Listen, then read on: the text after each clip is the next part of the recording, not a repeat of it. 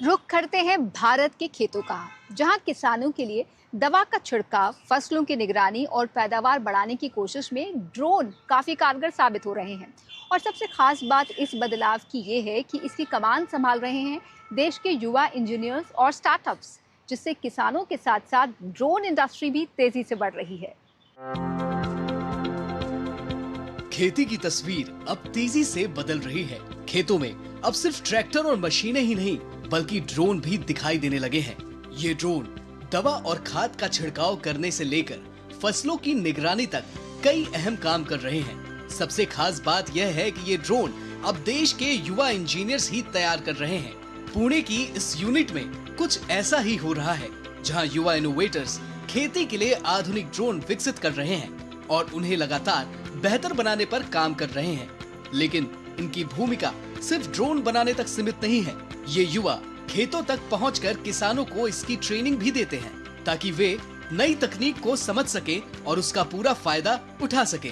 आज इनकी पहल से कई किसान इसका लाभ अपने खेतों में उठा रहे हैं। इससे उनका समय और पानी दोनों की बचत हो रही है।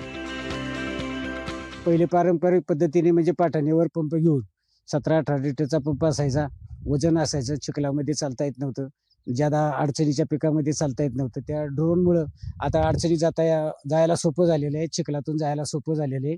त्यामुळं ड्रोनचा बराचसा फायदा आहे. ड्रोनच्या सिस्टीमनी फवारणी सर्व व्यवस्थित होती या. काही चुकत नाही पीक, काही नाही. त्यामुळं पिकाला चांगला जोर येतो. त्यातून पिकाचे उत्पन्न वाढते. जेवढे उत्पन्न वाढेल तेवढं आपलं बाजारपेठेत जाते. त्यामुळे देशाचा भी फायदा होतो. त्यामुळे ड्रोन ही सिस्टीम येणाऱ्या आधुनिक काळात चांगली सिस्टम आहे.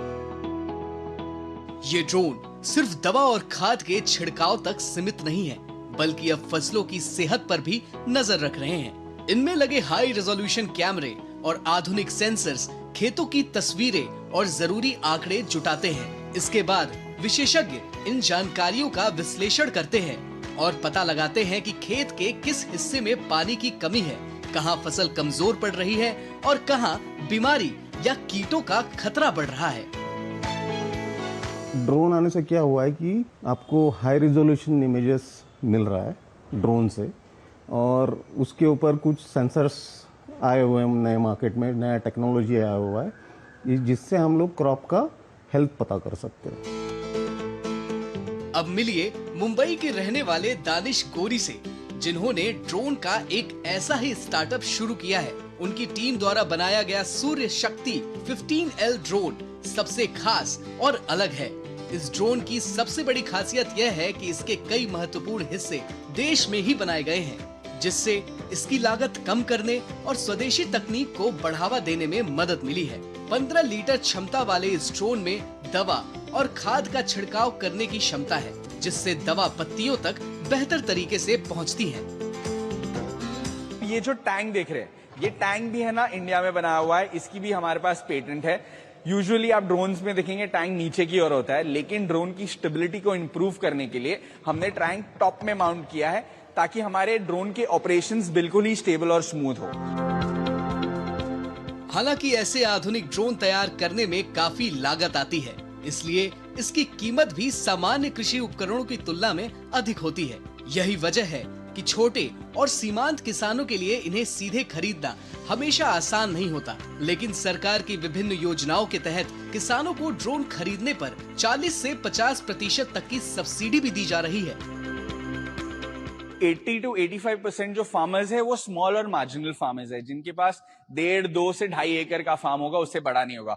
अब वैसा फार्मर ऐसा एक ड्रोन अफोर्ड नहीं कर पाता है, लेकिन जो गवर्नमेंट का पुश है इसके एंड काफी सारी सब्सिडीज दे, 40 से 50% सब्सिडी दे रहा है।